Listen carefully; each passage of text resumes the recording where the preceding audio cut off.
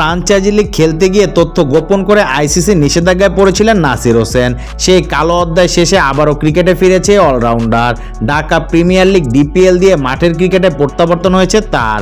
গতকাল ডিপিএলে গাজী গ্রুপ ক্রিকেটার্সের মুখোমুখি হয়েছে রূপগঞ্জ টাইগার্স। এই ম্যাচে রূপগঞ্জের হয়ে মাঠে নেমেছে নাসির। টসে জিতে শুরুতে ফিল্ডিংয়ের সিদ্ধান্ত নেন রূপগঞ্জ। তাদের একাদশে ছিলেন নাসির হোসেন।